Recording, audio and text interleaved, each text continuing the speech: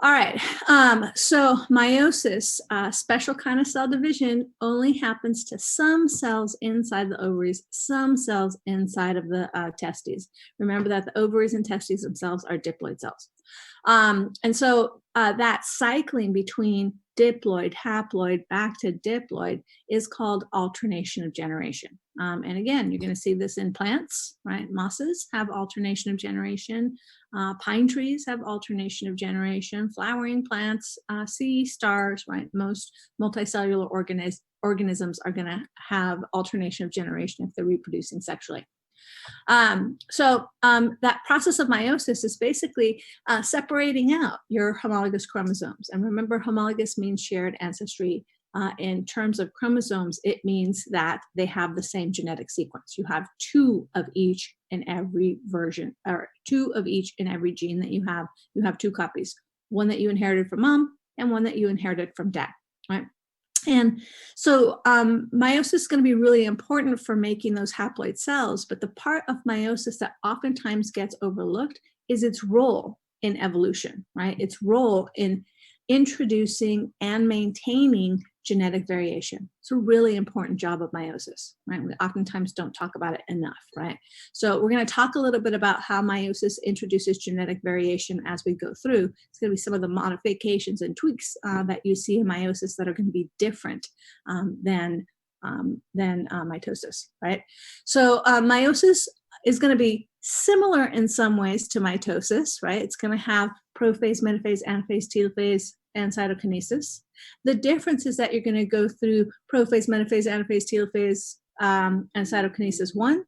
And then you're going to go through what we call meiosis 2. You're going to go through prophase, metaphase, anaphase, telophase, cytokinesis 2 a second time. Right? So you're going to go through all 4 steps, or 5 steps, I guess, 2 times, right? So again, you do have an interphase. This is when you're replicating the DNA.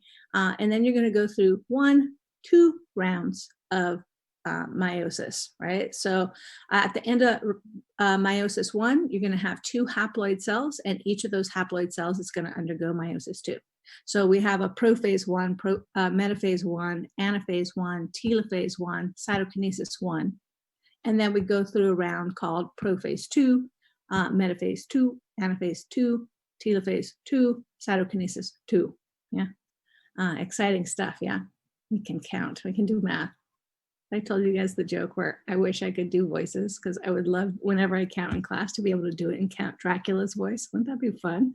I want to count Dracula. Anyhow, so let's go through some terminology that you need to understand before we proceed to talk about the steps of meiosis and how it's unique. I want to remind you that we have 2 types of cells in the eukaryotic body, the somatic cells, and we've just now learned new terminology to talk about those somatic cells. We now know that somatic cells are all, and I hate having to write on, somatic cells are all diploid, right? And sex cells, we now know, are all haploid.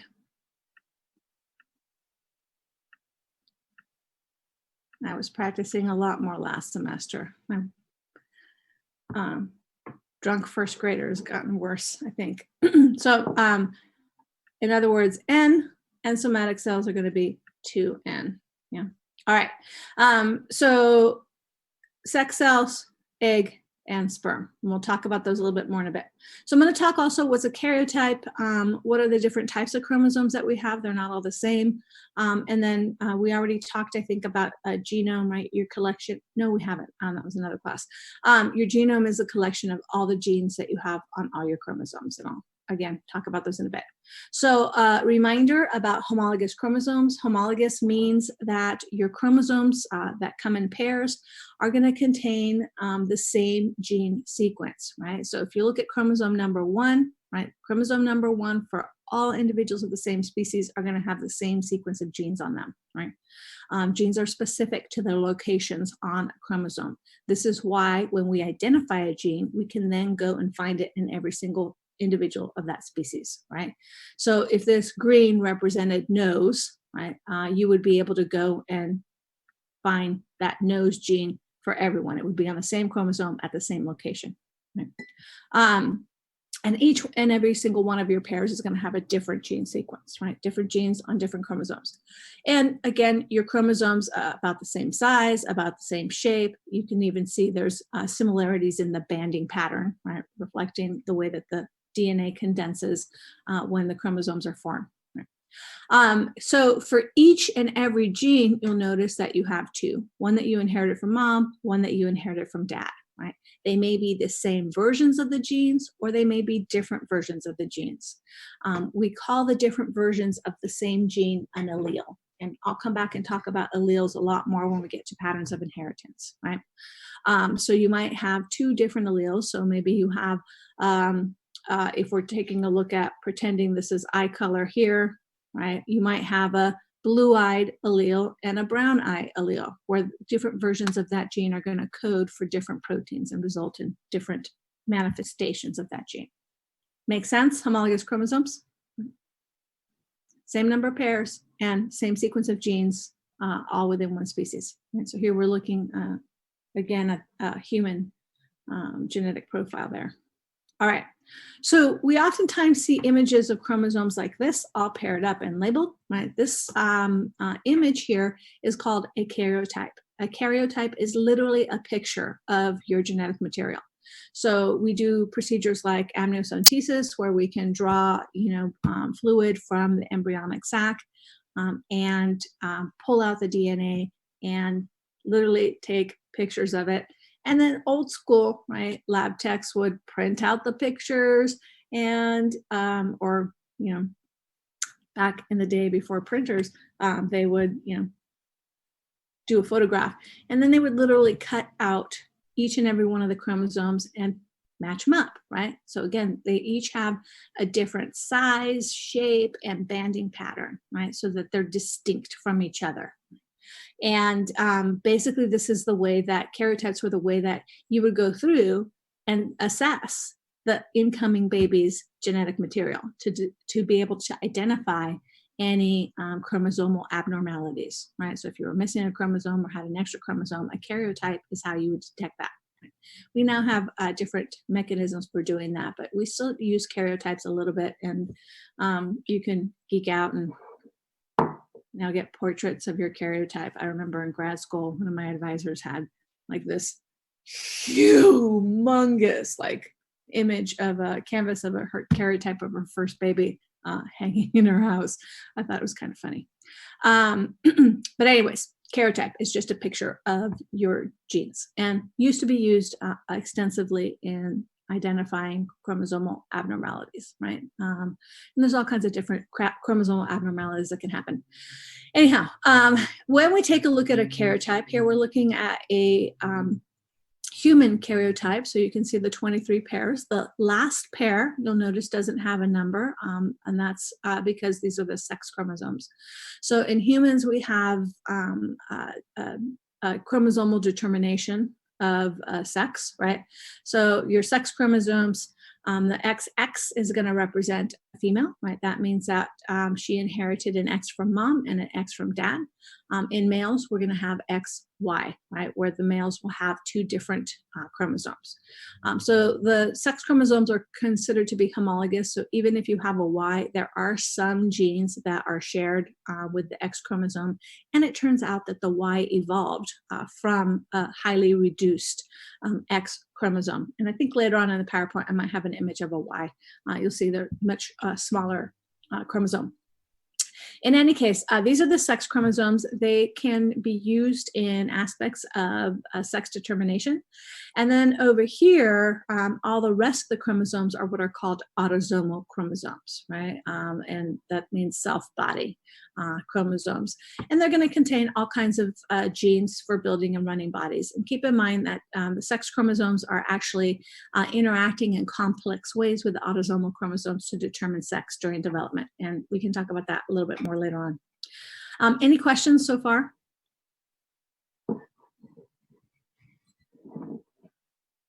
No, nothing? Okay.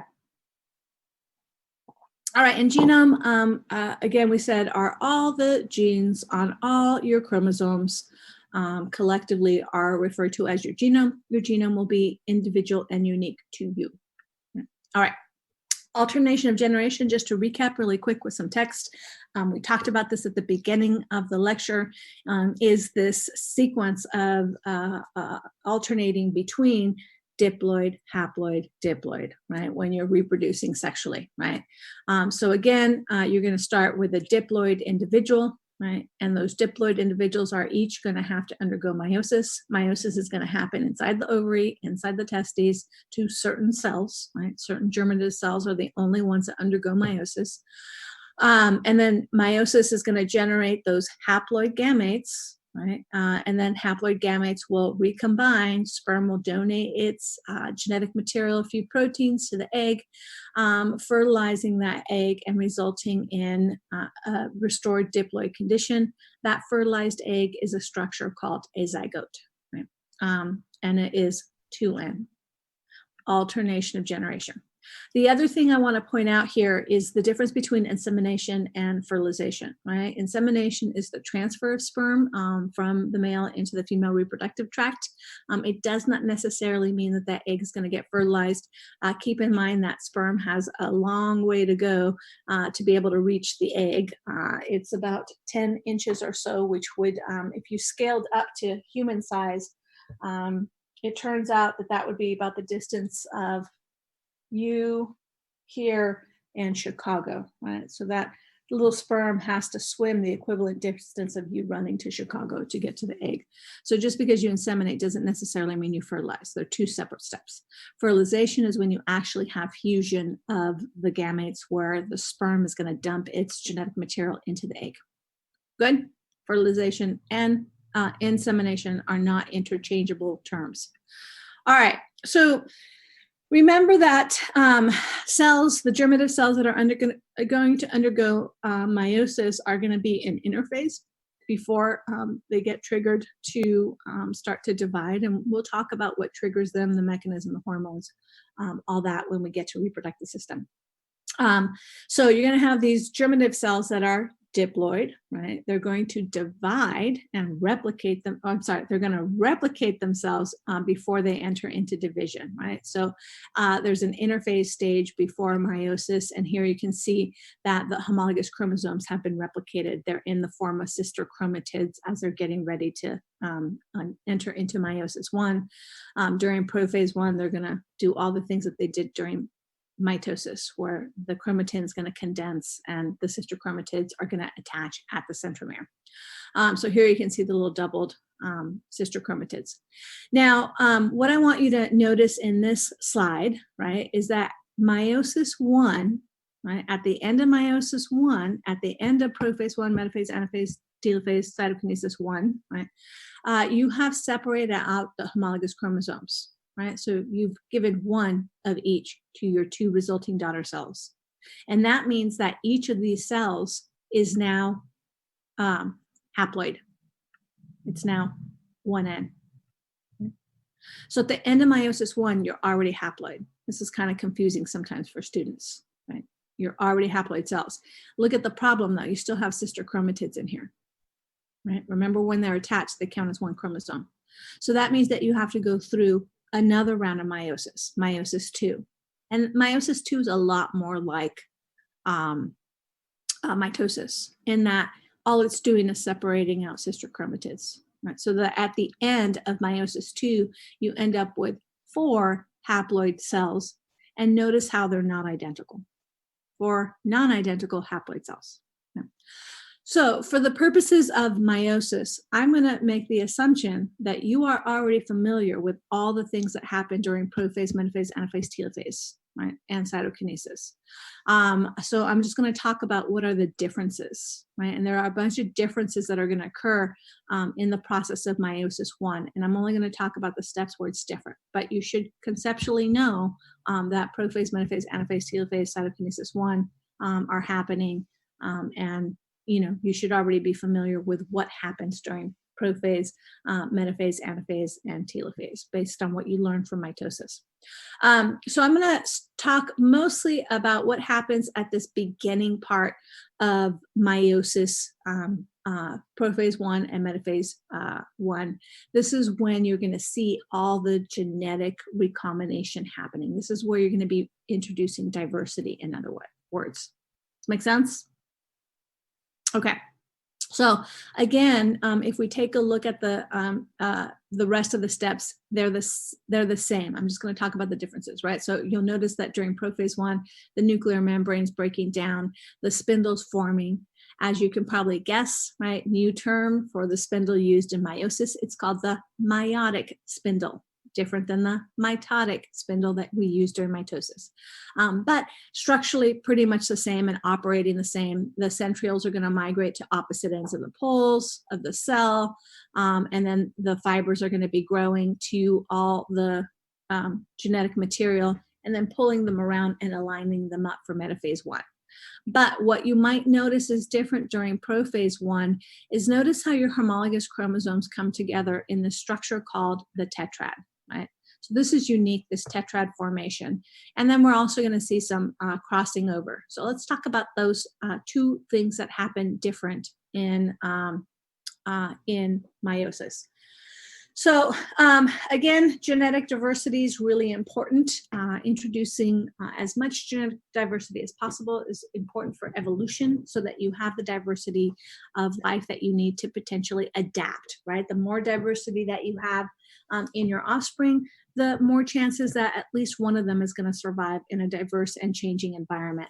And so we're going to talk about the two ways that meiosis is introducing genetic diversity, crossing over and independent assortment, right?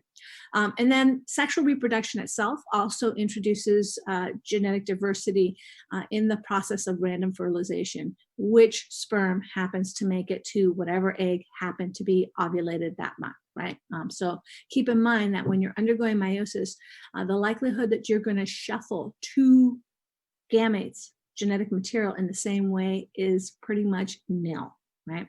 To the extent that if you had one couple reproducing for infinity, they could produce 8 octillion different genetic combinations of offspring, right? Sexual reproduction is incredibly powerful for introducing and maintaining genetic diversity in a population. It is why it evolved. It is why it persists despite all the costs and complexities and that are involved in sexual reproduction. It is really, really critical for introducing and maintaining genetic variation in a population.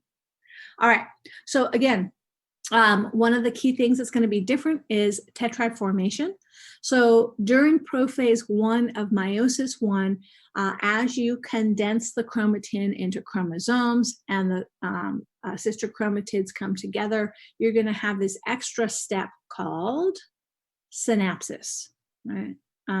Synapsis is where you go through this extra process of not only attaching the two sister chromatids together at their centromere, you're then going to take the two homologous chromosomes and attach them to each other. So the tetrad 4 means 1, 2, 3, 4 sister chromatids in there. Right? So again, tetrad formation happens during prophase 1 of meiosis, right? It's an organizational step. Right? It's going to be easier to make sure one of each homologous chromosome gets in each daughter cell if you have them all bundled up together so that as you align them, you can say one over here and one over there, right? You can parse them out without making as many mistakes, right? Tetrad. So one of the cool things that's happening to the tetrad is now that you have all of these chromosomes that are homologous to each other, interacting with each other, their little arms are kind of waving around and intertwining with each other as they're getting moved around and organized. And if they happen to touch at exactly the same nucleotide sequence, they can swap bits, right? It's this process called crossing over. Right? So let's talk about crossing over next, right? So when the tetrads form, right, if you watch the animation, right, their arms can kind of mingle. And if they touch at exactly the same sequence, right, exactly the same spot, they have the potential to swap chunks of their genetic material, right? It's a gene-to-gene swapping. So here you can see the crossing over happening in here. And as a consequence, look at what happens at the end, right?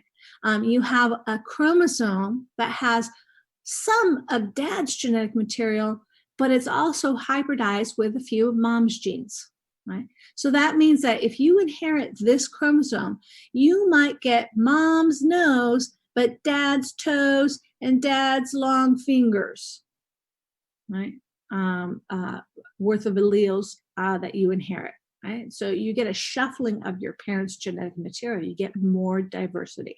And this is a really important process. So what do you think? Crossing over 23 pairs of tetrad or 23 tetrads, what's the likelihood that you're going to cross over the same way twice in making an eggs or sperm? It's highly unlikely that you're going to cross over in exactly the same pattern in exactly the same chromosomes twice, right? So again, every egg and every sperm that's made is going to be genetically different combination of mom's and dad's genetic material. Right. All right. So again, crossing over is a great way of introducing genetic diversity. It's kind of a shuffling, if you would, of that genetic material. Now, as prophase 1 continues, this meiotic spindle fully forms. It's going to pull those tetrads around. It's going to align them up in the center line of the cell, the center plate. And it turns out that depending on where the chromatin was and how it condensed up and how it formed the tetrad and how the spindles attached to it, when those tetrads get pulled around and aligned up in the center plane of the cell, it turns out that there's random chance involved in how they're going to align themselves. Right? How those tetrads are going to align themselves, right? So there's random chance that you get for chromosome, and I'm just going to randomly make up numbers for chromosome number 1 and chromosome number 2. Here we're looking at a simplistic case only illustrating 2 homologous pairs. So in tetrad 1 here, right, notice how by random chance the maternal genetic material aligned up on the right, and by random chance, the genetic material from mom, maternal genetic material aligned up on the right as well for the second chromosome, right? That means that when these guys separate out during anaphase 1, right? Ooh, this is the combination that you're going to get in those resulting gametes. Yeah? Versus if by random chance they aligned up this way, right, with maternal information for chromosome number 1 on the right, but on the left for chromosome number 2.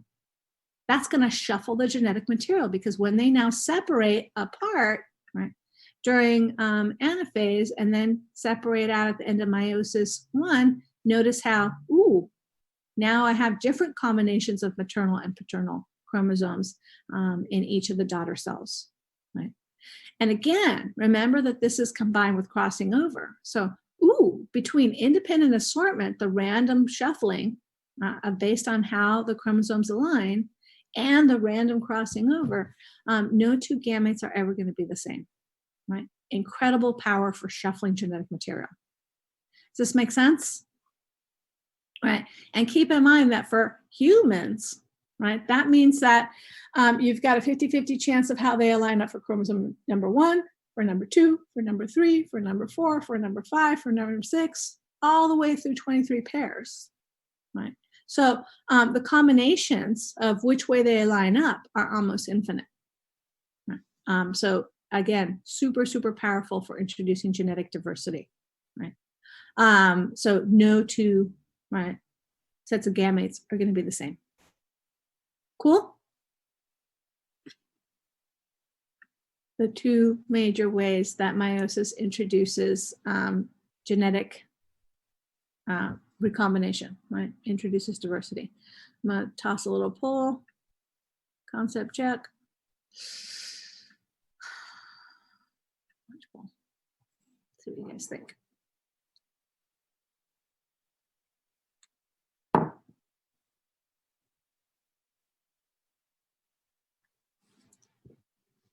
All right. So what I'm going to move on and talk about next is looking at what happens when you make mistakes. right? Because if you notice this process of meiosis, oh, I should wrap it up actually. At the end of meiosis 1, all those haploid cells are going to go through, let me actually go back to the pictures because I skipped over them in the first round. Right. So remember that meiosis 1, right? Prophase 1, tetrads are going to form by synapsis. You're going to have crossing over. Other than that, all the same things that happen in prophase are going to be happening in prophase 1. The forming of the spindle, the attaching to the sister chromatids and the tetrad, the breaking down of the nuclear membrane, the disappearance of the nucleolus, right? Those tetrads are going to get pulled around and aligned up during metaphase 1, right? And here you can see, again, you might have had crossing over and hybrid chromosomes produced, and then you get the shuffling based on how those chromosomes have aligned up. Oh, I just gave away the answer, didn't I? Dang it.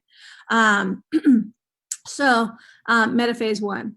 And once we're here at metaphase 1, right, now the spindle's going to pull, and eventually break apart the homologous chromosomes, right?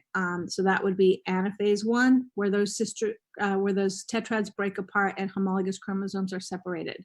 Remember, at this point, right, you're going to be separating out homologous chromosomes. You're on the way to making haploid cells.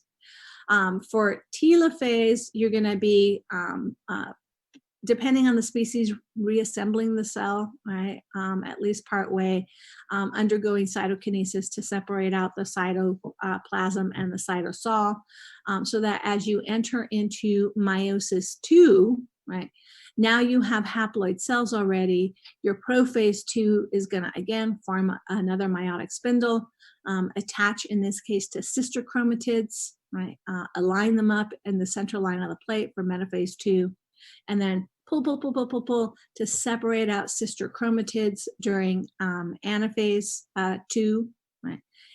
Pull them to opposite ends of the poles. The cell's going to elongate for telophase 2, and everything will reassemble, right? So the nuclear membrane will reform, the chromosomes will condense into chromatin, the nucleolus will reappear, right? The spindle will break down, right? The cells will grow a little bit to restore size. Right?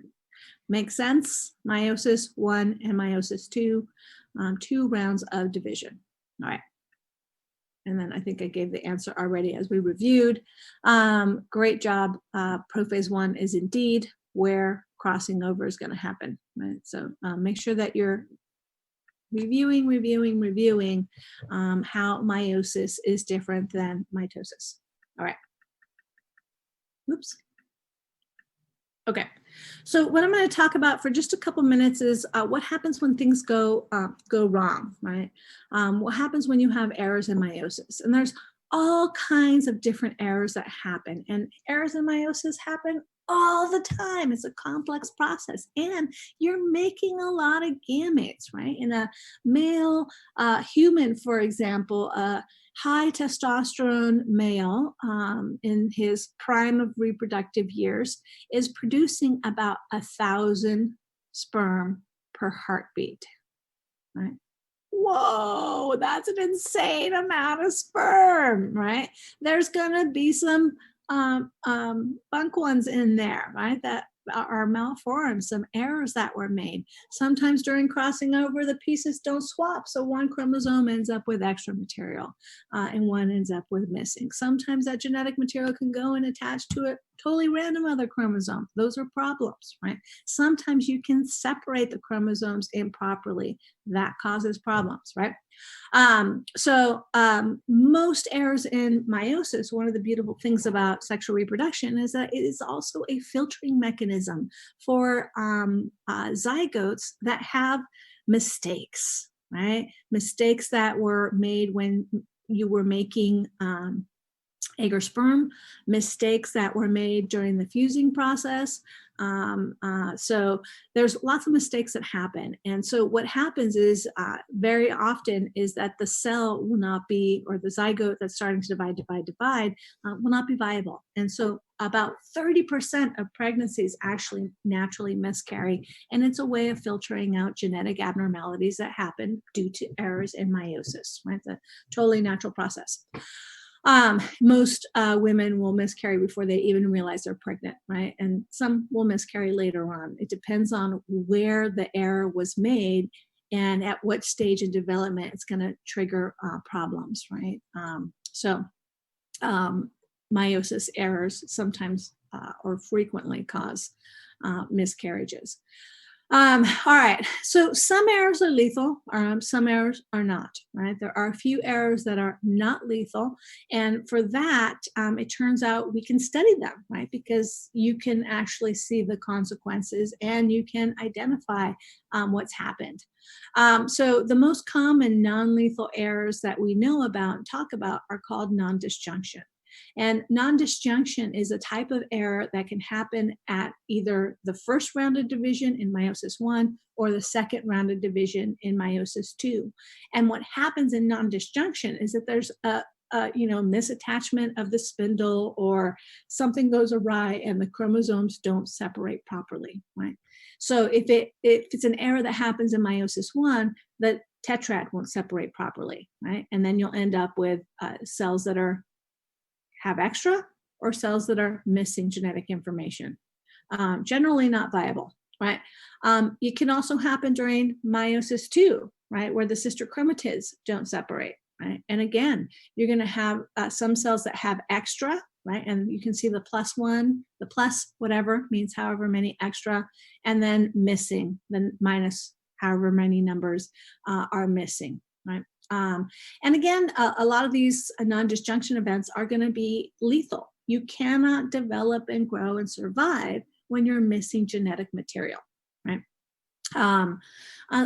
With a few exceptions, right? With a few exceptions. So the non-lethal types of non-disjunction that we know about are trisomy 21 and non-disjunction of sex chromosomes, right?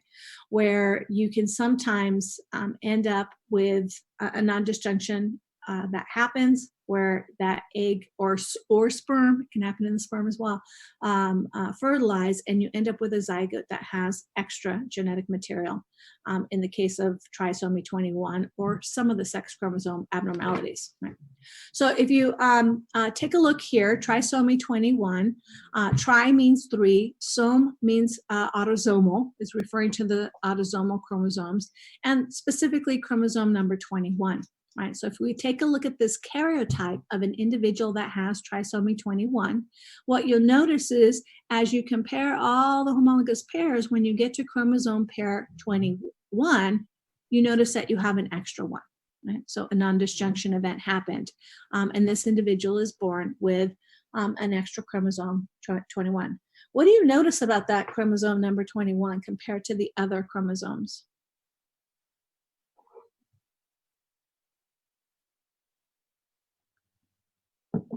See how small it is? It's smaller. Yes. Yeah, super small.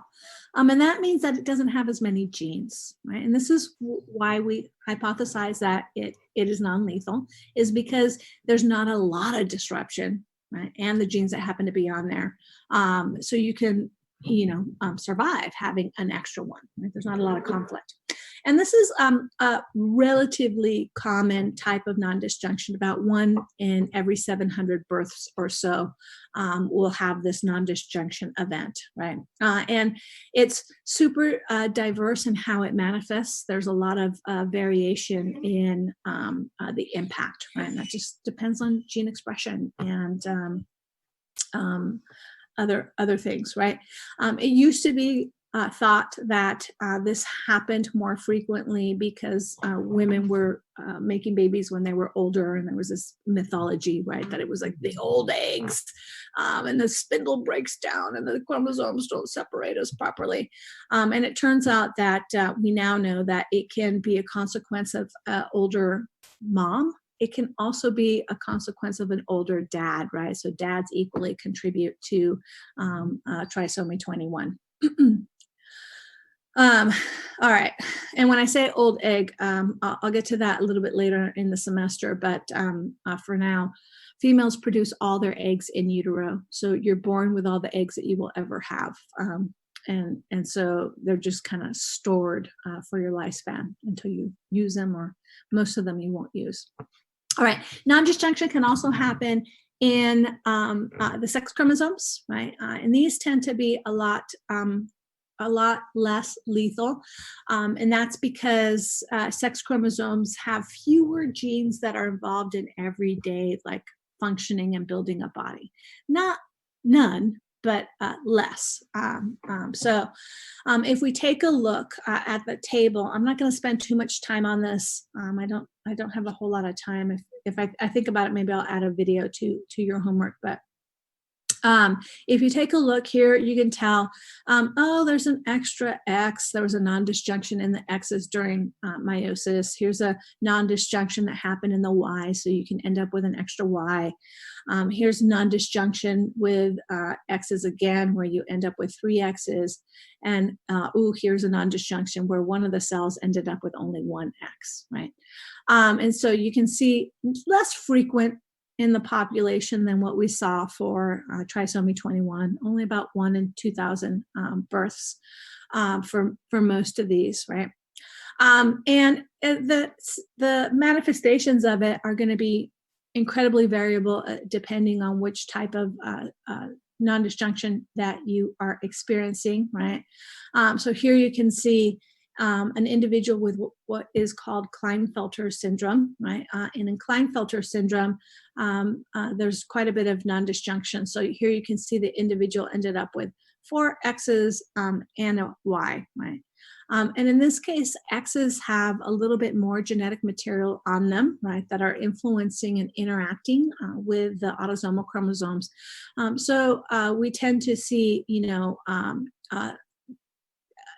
developmental issues that occur not just in the sex organs, but also in other organ systems, like in the cardiovascular system or in the skin. Coincidentally, I should say, I should mention that when you end up with extra or missing genetic material, this can sometimes impact the development of the genitalia during fetal development. And you oftentimes will result in lowered fertility of individuals that have non-disjunction of sex chromosomes, or you can sometimes see that genitalia don't develop normally. So this is oftentimes what causes intersex disorders in humans. I love talking about this. I don't get to talk about it too much anymore. Because I haven't taught biology of sex in a while, but it's a really interesting phenomenon. And if you guys want to talk about it later, we can maybe add it in at some point. But I will mention this right now, is that all babies start developing as female babies, right? And if you have a Y chromosome, right, that Y chromosome has a series of SRY genes that will interact with other chromosomes, right, to change those female developing genitalia or precursors into male parts, right? So labia majora will fuse to make the scrotum. Labia minora will fuse to make the shaft of the penis, right? And if there's a non-disjunction or a breakdown, a mutation in those SRY genes that are on the chromosomes, it turns out that those transformations don't happen properly, right? So you can end up with ambiguous genitalia or intersex conditions. In any case, I'm not going to talk about that too much. Good. Any questions on non-disjunction? I think that's all I have. I have a question really quick. Yeah. So are all non-disjunctions non-lethal, or some of them are lethal?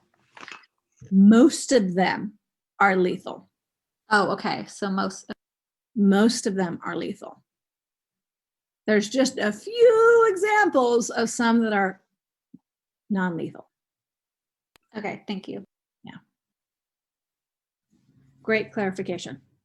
All right, so at the end of the PowerPoint, there are a few kind of review the difference between mitosis and meiosis items in here that I put just for your studying resources. Okay.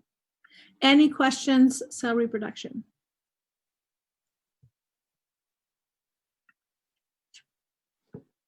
Nothing? Check. Off the list, right?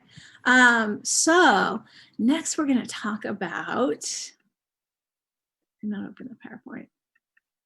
DNA, gene expression, super fun.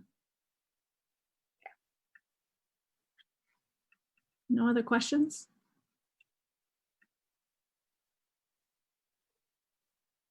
All right. So we're going to talk about DNA structure and function. Some of this early content in the PowerPoint is review to what we talked about at the beginning of the semester for nucleic acids. And then I'm going to just build in a little bit of detail to help us understand how DNA works. In terms of copying DNA, we talked about this a little bit during cell division, that the copying of DNA happens during interphase, and that you take a pre-existing strand, right, of DNA, a double helix, and you use enzymes, right, to unzip that DNA. And what you're gonna do, stop. Sorry, delivery guys here. So what you're going to do is you're going to separate out the two strands from each other, and then you're going to match up half of a strand that's new, right? Create a new half to replace the separated strand. And as a consequence, at the end, you're going to end up with two strands, right, that are two copies of that DNA strand, half old and half new, right? We talked about this last class, right? I'm going to talk a little bit more about the mechanics of how that happens. It's going to be a process that we use not only for copying DNA, but it's also going to be used for reading and implementing the information that's on DNA. So we're going to talk a little bit about that complementary base pair rule that helps us to do this, unique to DNA structure. Oh, dang it, I meant to take out the sequence. All right. So DNA, we talked about earlier in the semester, is a type of nucleic acid. We said it has the capacity to store genetic information. We said this is important for how we pass that code from one individual to another. Remember, the code that's fundamental to life is shared by all living organisms. It evolved billions of years ago and has been transferred from one cell to another by this copying of a pre-existing strand of DNA. And so we're going to talk a little bit more about the mechanics of eukaryotic cells and how they're reading and implementing that information. Remember that for eukaryotic organisms, that DNA is in the nucleus. We're focusing on eukaryotic organisms, but keep in mind that all these processes are pretty much the same in all living organisms, including prokaryotes. And so we oftentimes hear that Watson and Crick are credited for having discovered DNA and how it works, how its structure.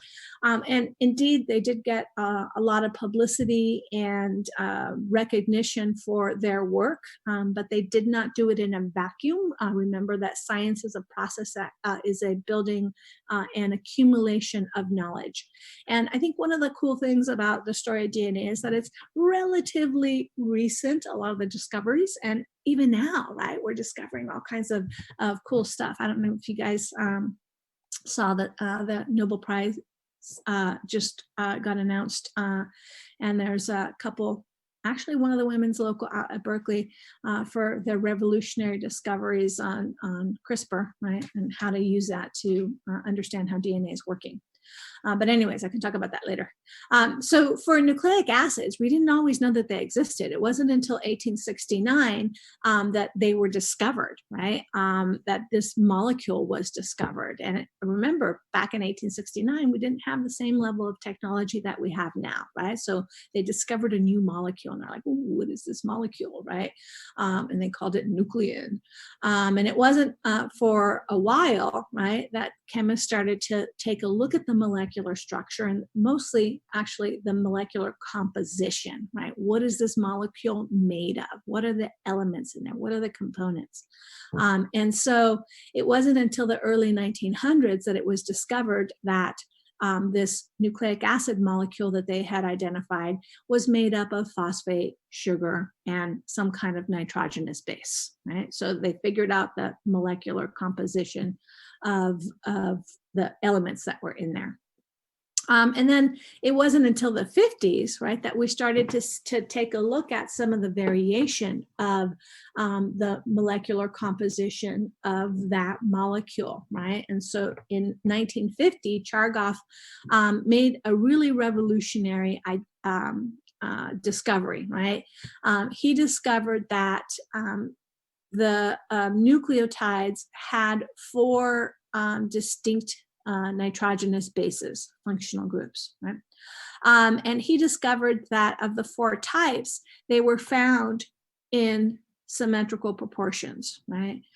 So he found that adenine and guanine nitrogenous base were in equal proportions, right?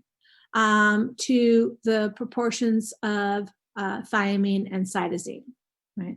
So basically what he discovered is that there's two types of nitrogenous bases. Oh, I just made a mess there, didn't I? Purines and pyrimidines, right? So we've got purines and pyrimidines. And basically what they were detecting is, if you notice here in this really simplified image, is that purines are a double ring, is their molecular structure, whereas pyrimidines are a single ring, right? And basically what he was able to identify is that the total volume of purines in a sample would be the same total volume as pyrimidines, right? And we'll come back and talk about why that was significant a little bit later on, right? So slow incremental steps in understanding different aspects of the nucleic acid molecules, right, of DNA. And so while Watson and Crick are credited, right, they built on all this accumulating knowledge. And in fact, in the 50s, discovering the mechanism of inheritance, discovering DNA, identifying that it was the mechanism of inheritance and how it worked was a huge deal, right? It was a big race, right? People thought this might be the molecule that, helps us to understand inheritance, but they weren't sure. And so it was all this big scientific push, right, to be the person that discovered, right, what was going on with this molecule, because it was potentially really important, the mechanism of inheritance. So there was lots of scientists that were studying it, and kind of like the race to discover DNA structure. And so Watson and Crick, right, were having a real hard time figuring it out, right? They or kind of like came up with all these ideas, and they were building all these models and trying to understand how this molecule may have been built. And they're kind of stuck, right? And it turns out that they went to a colleague's research lab, and while they were discussing with this other molecular biologist, the molecular biologist is like, I've got this grad student, she's got this work, let me give it to you, right? It turns out Rosalind Franklin was a grad student in this person's lab. And, she was a scientist at a time when there was a female scientist at a time when there was, dang it, I keep saying that. I keep saying she was a scientist at a time where there were not a lot of females in science, but there's still not a lot of females in science. But it was much worse back then, right? And you certainly, got a lot more mansplaining and not a whole lot of respect as a woman in science at the time, right? It was very male dominated. And, the 50s, as you guys probably know, was very patriarchal. And so, she kind of had a little corner where they're like, yeah, just do your thing, right? And didn't think that she was onto anything. And her work was taking a look at using this technology called X-ray crystallography to take pictures of DNA, right? And this was, again, right, we're looking at molecules, and so you're just getting little hints of evidence of how they might be built. So this is the famous image of the type of imagery that she was getting of DNA from her X-ray crystallography, right? And again, right, they were like, yeah, you don't know what you're doing. And Watson and Crick come along and visit the lab that she's working in, and her advisor gave them her work. Didn't ask her, right? Just shared her work. And they're like, took it, and they're like, this is the missing piece, right? And it was the missing piece that allowed them to finally figure out how DNA was built. And of course, right, they got the Nobel Peace Prize and they got all the awards, and they didn't acknowledge her at all, right? Which is oftentimes the story. So lots of interesting stories of douchebaggery in the history of science. And so that one's a good one. If you want to look into it a little bit more, it's kind of a crazy levels of when people make bad decisions. All right. So moving ahead, right, building on that knowledge, here's what we now know about the structure of nucleic acids. And again, important for storage and implementation of that stored information. We're going to be focusing on how we use nucleic acids for building proteins. I'm going to talk about this extensively. I don't want you to walk out of here, though, thinking that it's the only thing that DNA does, right? DNA has a lot of other functions, but building proteins is one of the ones that we understand. So, we talk about it quite a bit. And again, these concepts on how we build DNA, RNA, the structure, we're focusing on eukaryotes, but bacterial DNA is made up of the same monomers. It functions in the same way. It's built in the same way, other than being in a circular ring rather than as a linear strand of DNA in a cell. But all the same, universal to life. The two forms of nucleic acids that we're going to talk about in class are not the only nucleic acids that are out there. There's other types of nucleic acids. I'm just going to talk about DNA, deoxyribonucleic acid, and RNA ribonucleic acid. So again, recapping some of what we learned earlier in the semester, nucleic acids are polymers made up of a monomer called a nucleotide. I'll review the nucleotides in just a minute, right? Overall, when we take a look at RNA versus DNA, so RNA is a single strand of nucleotides. It's got a phosphate sugar backbone, and it's got 4 different types of nitrogenous bases associated with its nucleotides. Whereas DNA is 2 strands of nucleotides that are interacting with each other in this double helix formation. DNA tends to be longer, whereas RNA tends to be shorter, right? Single strand, double strand. And we're going to see a couple differences in then the types of sugar that are used and the nitrogenous bases. So at the nucleotide level, there's a couple other differences. So we'll talk about that in just a second. Notice that we have cytosine and cytosine, guanine and guanine. They're exactly the same molecules, adenine and adenine. So both are using cytosine, guanine, and adenine as a nitrogenous base. But there is going to be a difference where DNA is going to be using thiamine, whereas RNA is going to substitute thiamine for uracil. All right, so let's dig into that concept a little bit more, right? And recap what we know about the difference between DNA nucleotides and RNA nucleotides. So I'm sorry, I have a little typo in here. You can take out that ribose is for RNA. Okay, so when we take a look at the nucleotide structure for a DNA, we're going to see that it's got a sugar, a phosphate group, and a nitrogenous base, right? So it's got this blue phosphate group, it's got a sugar, and then attached to that sugar is one of the 4 nitrogenous bases. The sugar for a DNA nucleotide is that deoxyribose sugar. Remember that the sugar is going to be different between DNA and RNA, right? For RNA, we're going to use that ribose sugar, and I'll talk about that in a second. Right? When we take a look at DNA nucleotides, right, what we're going to see is different amongst the 4 types of DNA nucleotides is that the phosphate sugar is the same. What's going to vary is the functional group, what we call the nitrogenous base, right? So I can pop an adenine on here, a guanine, a cytosine, or a thymine, right? And generally, when we're talking about the different nucleotides, we just refer to them based on the part or the molecule that's different, the nitrogenous base, right? And we generally will abbreviate the name to the first letter of the name, right? So if we're talking about an A here, right, that's referring to a nucleotide that has adenine on it. If we're looking at the C here, that's referring to the nucleotide that's there that contains a cytosine nitrogenous base, right? So they're named after the type of nitrogenous base that they have.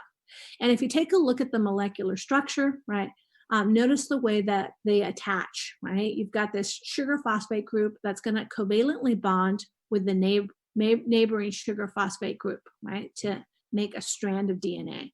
And then the nitrogenous bases are going to be pointing to the center of the molecule. And I'll come back and talk about that in a bit. All right. RNA nucleotides, on the other hand, have a phosphate and a sugar, but again, it's a different type of sugar, right? It's a ribose sugar. And then the functional group, the nitrogenous bases, right? I've got cytosine, adenine, guanine, but remember that we're going to substitute in uracil. Right? So sometimes in RNA nucleotides, you'll see this U, right, indicated. Right? That's a ding, ding, ding, ding, ding. I'm looking at RNA. If I say U's, I know I'm looking at an RNA molecule. Molecularly speaking, right, same kind of structure, sugar, phosphate, sugar, phosphate, sugar, phosphate, with then nitrogenous bases that have empty valence sheets, right, that want to react, right? So oftentimes what we're going to see with RNA nucleotides is that that strand of nucleotides is going to fold on itself to make bonds with neighboring nitrogenous bases. So it kind of folds similarly to how proteins fold and are held together by bonds with itself. Does this make sense? So our RNA is going to be more important for information transfer and translation, which we'll talk about a little bit later. Any questions? RNA versus DNA so far? Good? Okay. Okay. Let's take a look at the structure, the molecular structure of DNA strand, right, and talk about it a little bit more. So oftentimes when we're talking about DNA, we refer to it as a ladder formation, right? And you see it illustrated like this, right? Where you see the nitrogenous bases and then this ribbon-like representation of the outer part, or what we call the rails of the molecule. And if we take a look at it molecularly, keep in mind that the rails, these outer structures, are made up of the phosphate, sugar, phosphate, sugar, phosphate, sugar, phosphate, sugar, right? And the phosphate sugar rail is going to be attached to one another. So the nucleotide phosphate sugar grouping of one, right, is going to attach to the phosphate here sugar complex of the neighboring nucleotide, right? So this is one nucleotide here. Here's another nucleotide here, right? Here's another nucleotide here. They're attached to each other on the rail end by a covalent bond. And what do we learn about covalent bonds? What do you guys remember about covalent bonds?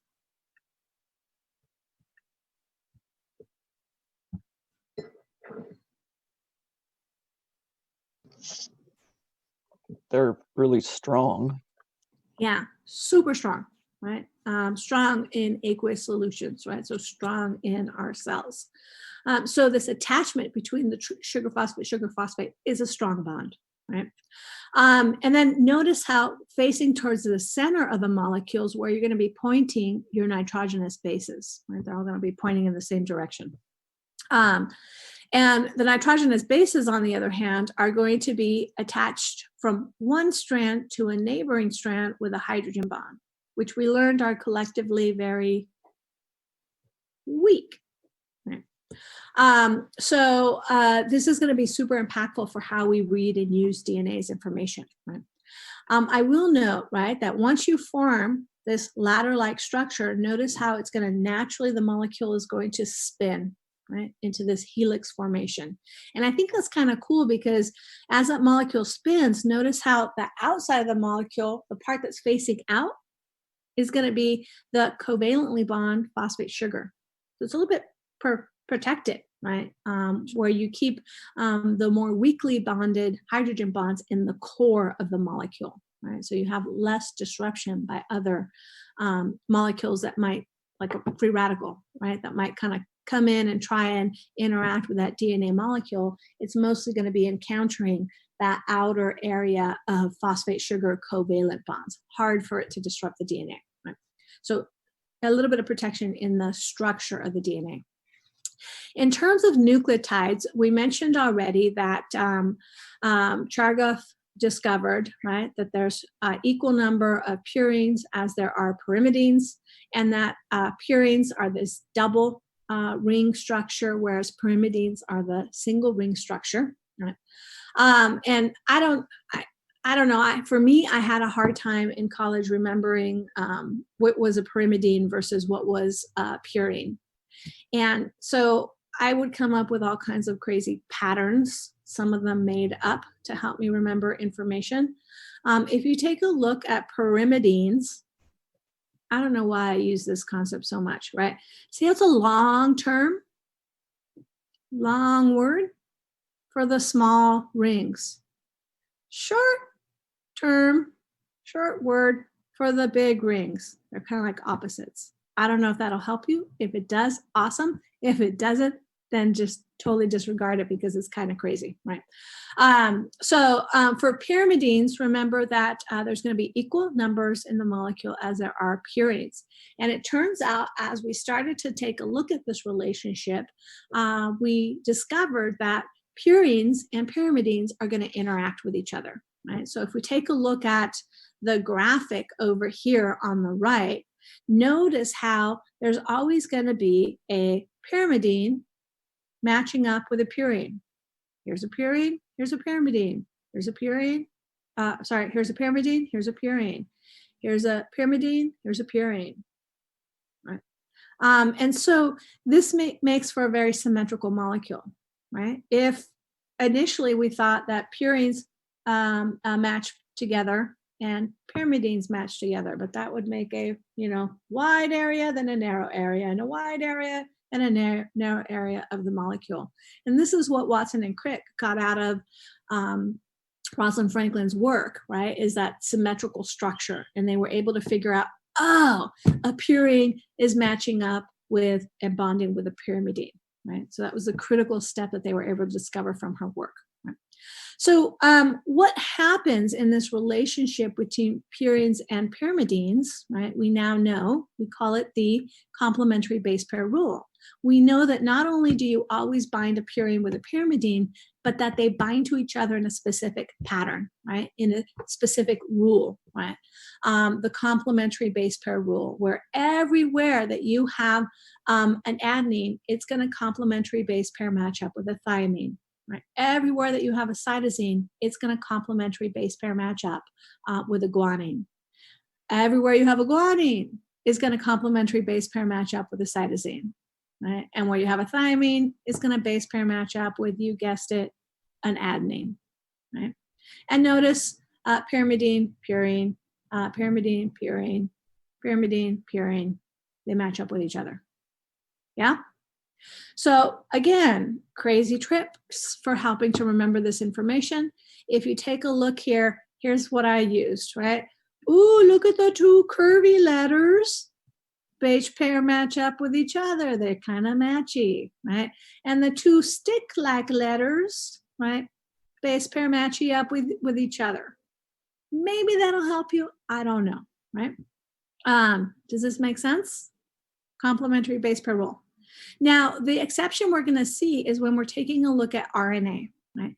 For RNA, remember, we substitute thiamine for uracil. And so that means that everywhere in RNA where you have an A, an adenine, it's going to base pair match up with a nucleotide that has a uracil. Make sense? All right. So given that, why don't I do a little poll? I actually have, oops, I have to stop sharing that. Base pair matching up, complementary base pair matching up. What do you guys think? C will complementary base pair match up with, oh, look at those fast answers. All right. So as you guys are voting, let me talk a little bit more about why this complementary base pair rule is so important. The complementary base pair rule is going to influence all the mechanics of how we copy DNA and how we read and implement information off of DNA. It's actually really, really cool, right? It's an important concept for understanding how DNA works, right? So in a little animation that was running earlier, you were watching, right? You notice that complementary base pair rule, you had a nucleotide coming in one at a time to complementary match up, right? With each one of the single strand, half strand of DNA that was in the animation, right? So remember that when DNA is replicating, you separate out the two strands.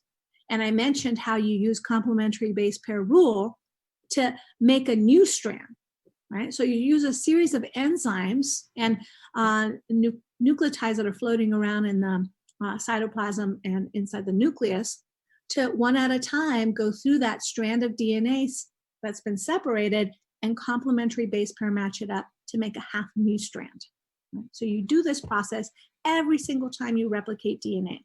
So every time you're interphase getting ready to divide, whether it's mitosis or meiosis, you're going to separate each and every one of the chromosome strands and complementary base pair match up so that you now have two copies of that original parent strand. Does this make sense?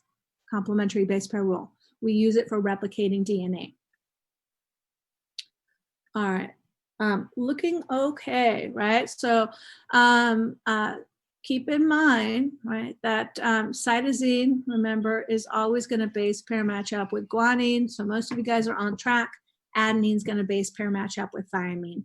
Make sure you understand that concept is going to be a big one for understanding how DNA is working. Luckily, you're going to be playing with this and base pair matching up quite a bit again and again and again. As you run through lab this week, right? So you're going to be running through expression and base pair matching up. It's a tougher question, right? So based on your complementary base pair rule that you just learned, right? Uracil, we said, is base pair matching up with adenine. What does that tell you about uracil? Do you think it's a pyrimidine or a purine?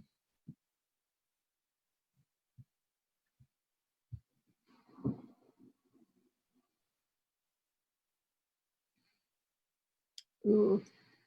So the lines change as you guys are voting. It's always like this, like, ooh, where's it gonna go?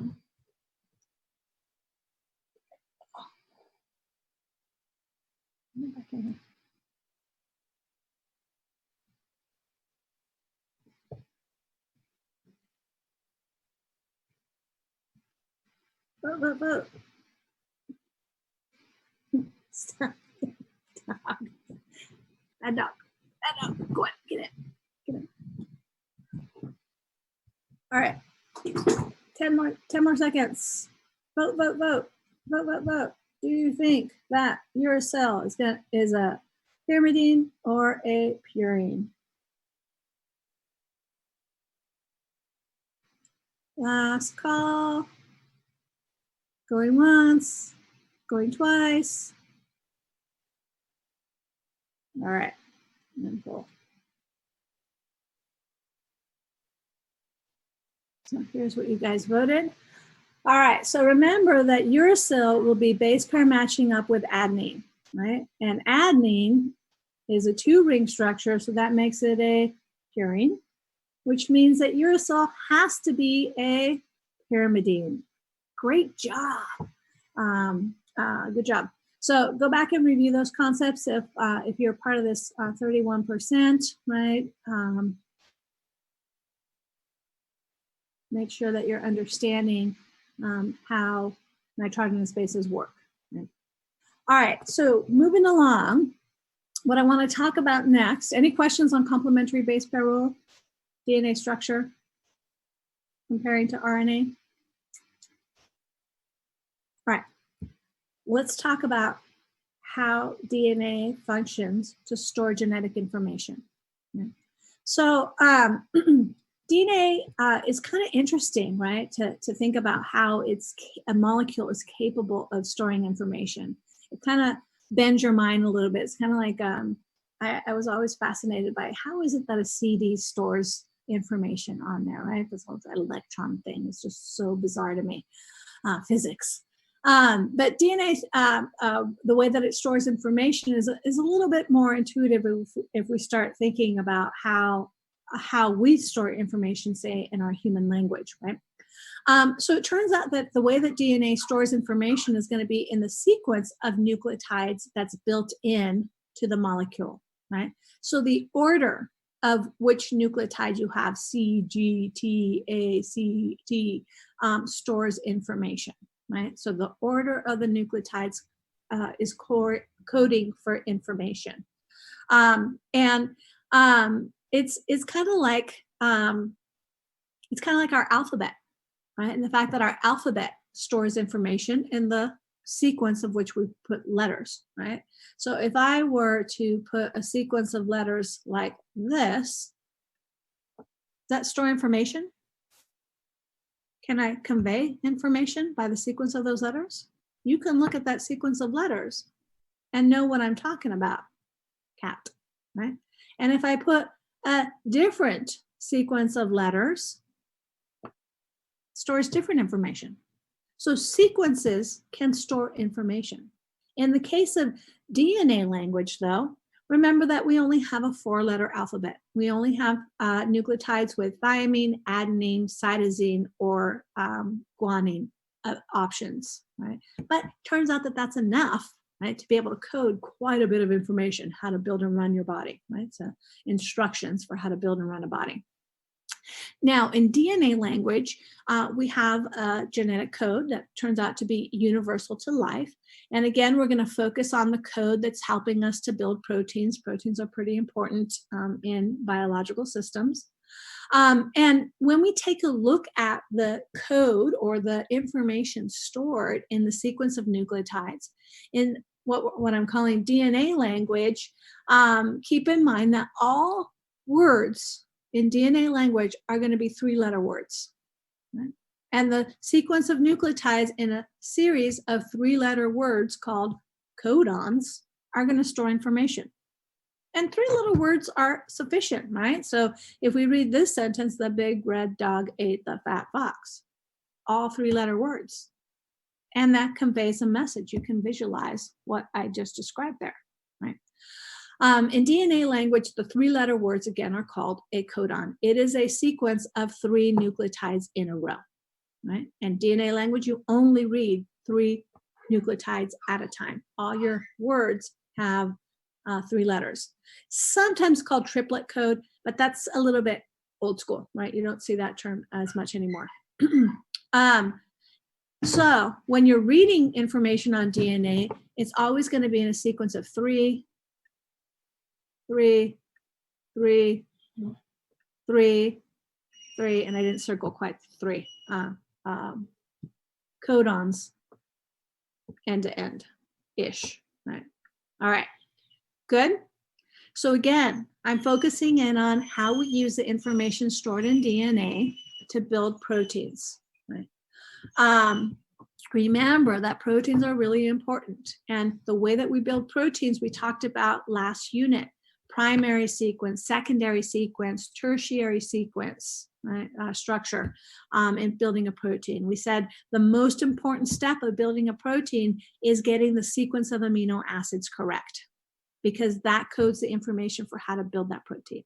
And if that protein folds properly, right, it can function properly. If it folds improperly, if you have a mistake in the sequence of amino acids, it doesn't have the right shape and it can't function. So where do we get that information for how to put which amino acid in place for all the diversity of proteins that we have? And remember this, we talked about proteins quite a bit, right? We talked about how we use proteins to build fur and feathers and skin and hair. We talked about how we use at the cellular level proteins for making extracellular matrix. We talked about how you can store energy in proteins, or how we can use protein for motion, either as a channel in a membrane, right? Or for moving things along the cytoskeleton, that's all protein. Hemoglobin on red blood cells, that's protein involved in transport. Or, protein that's in your muscle for moving, right? We talked about how proteins are important in defense, right? So defense, like your immune system. We said the way that your immune system works is by looking at the labels on every single one of your cells to make sure it's a self cell, right? Without your membrane proteins, you wouldn't be able to do that job. You wouldn't be able to defend yourself against pathogens. Your immune cells themselves, right, are proteins, right? So proteins are enzymes helping your reactions occur. Proteins are incredibly important.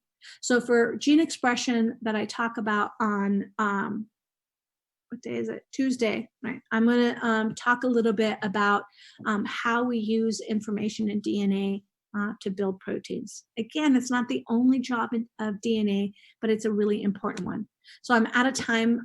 I will pick up here later.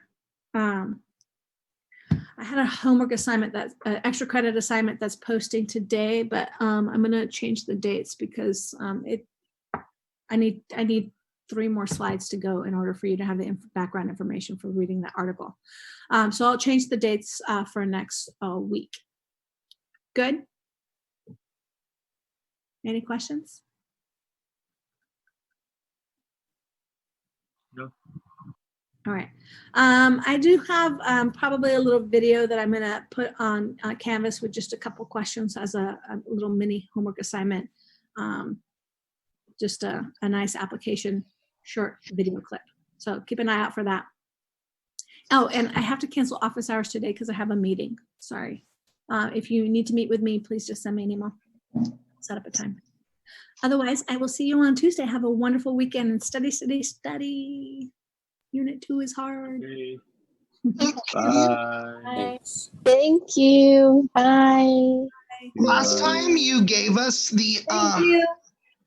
can you just give us what the test is going to be on? Because some of the things you said, the study guides didn't say the same thing. So I'm just wondering what study guides we are going to use for the next test. Okay, let's take a look. So cell division. Let's take a look. So if you, yeah, so I bumped cell structure and function because we didn't get to it. So that'll get moved to unit 2, but metabolism, cellular respiration, cell reproduction, and DNA structure and function will all be. Cell repo, cell structure, and function. Okay, so metabolism, respiration, reproduction, and structure. Mm-hmm. Okay, awesome. Yeah, and they should be, are they not? They're They're not in units. not in order. Yeah, sorry. No, that's a good point. And I will, we used to swap the order of lectures from fall to spring, and so I never put them in the same units for some reason. I'll go through and fix that, so it'll make it a little bit easier. Thanks for pointing that out. Okay, thank you so much. Thank you so much for your time. Thank you. You are welcome. What's your class? So our midterm is Tuesday next week? No. Okay, never mind. Thank you. Thank the Lord. I got confused. We were talking about study guides and stuff, and I was like, oh, wait. Well, yeah, if you look at the schedule, right, on the syllabus, I think it's the week after. Yeah. Mhm. But I'm trying to encourage you to stay on top of it because this is a tough unit.